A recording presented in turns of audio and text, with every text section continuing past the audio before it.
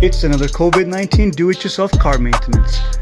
Here we have the M3 on the lift waiting to get worked on, complete rebuild.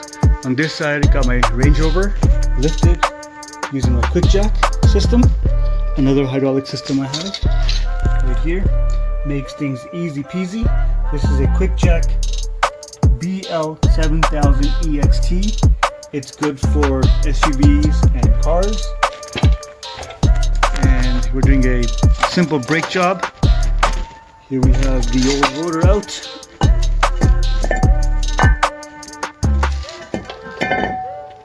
And the old brake pads. And here is the new rotor, coated, ready to go. A quick tip, if you ever do your own brake job at home, which you should, it's really easy to do instead of paying your mechanics. And all the parts are available online direct to consumer, so you can save a lot of money. And on most of the European cars or expensive cars, you'll see that there is a nut on the rotor. This is the rotor.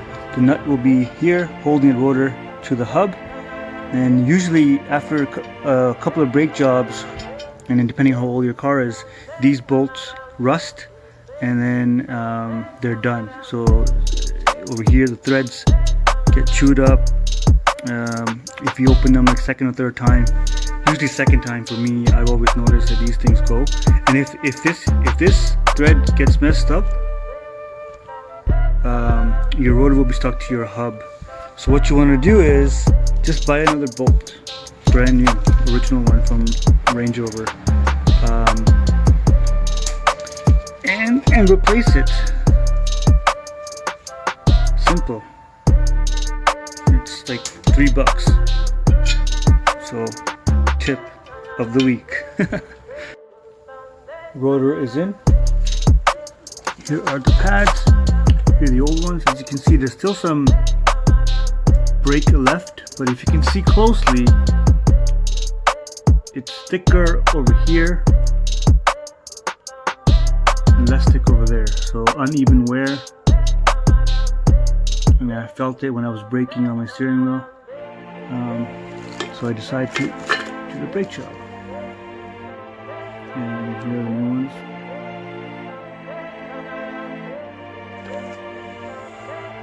So now I'm just laying down some disc brake quiet on the back side of the pad. So it's like that. Just gonna rub it in. This is to stop any squeaking when you hit the brakes. So it goes on the back side, and here is the front side on both pads. I'm gonna just give it like 10 minutes to become a little bit tacky, and we'll put it in. So both pads have the disc brake laid down. I'm also gonna put some disc brake on the pistons right there. So brake pads and rotors are installed. On this side, just gotta do all four. And I didn't do a complete instructional video. You do have to know what you're doing and how stuff works, and the pistons, how to push the pistons back when you put the new pads in, and etc. So this is just some weekend fun during COVID, just to share with you guys. And by no means is this a instructional video. Don't tackle this job unless you know what you're doing. There are a lot of things that I did not cover. So now I'm just going to rub some anti-seize on this area here, so that when the rim gets on, and over time it doesn't get stuck to the hub, and it won't be hard to take off when it's time to install the winter rims.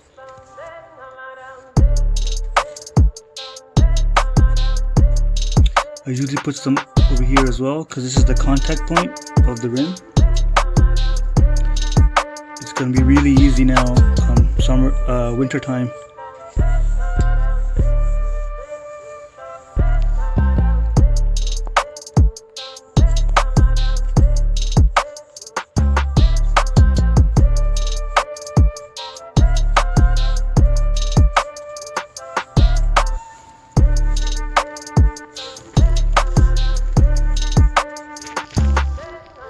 So in my situation, these calipers are black. I had painted them black using this VHT caliper paint a couple of years ago, and over time you can see there's some chips right there, here.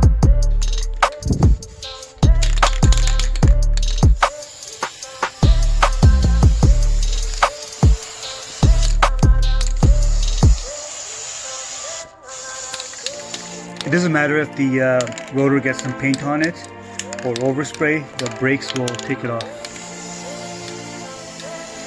But because I'm just doing a touch-up, it doesn't matter. But if you're doing a brand new paint job on these calipers, you may want to cover up all the components. You can go to YouTube, check it out.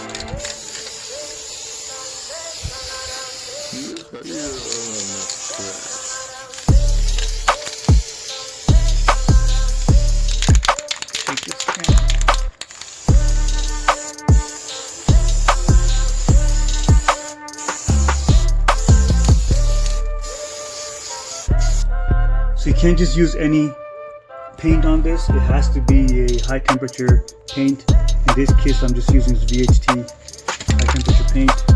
But yeah, it looks really good.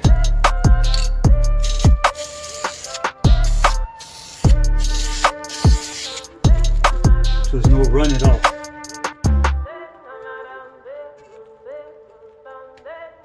And let that dry, and then I'm gonna do probably 2 coats of this VHT clear coat. So now I'm going to give it a couple of coats of this VHT high caliper clear coat. This is going to protect the black paint and give it a nice glossy shine.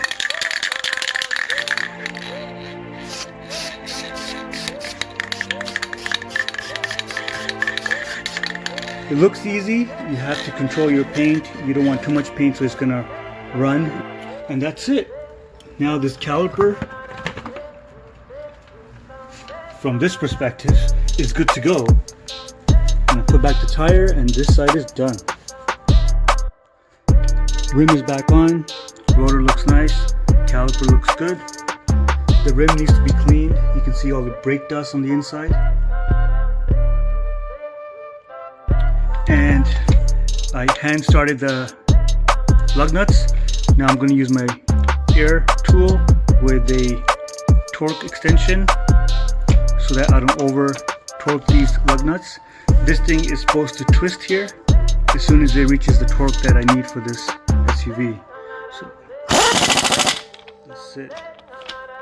And you want to do it star pattern. I already started it here, going up here now.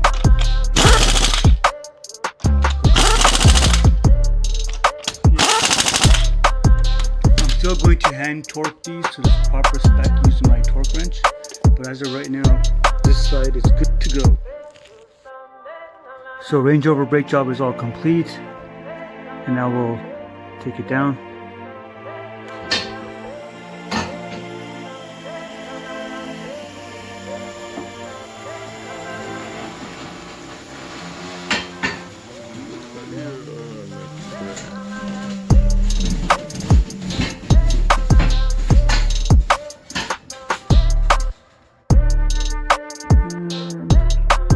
Quickjacks.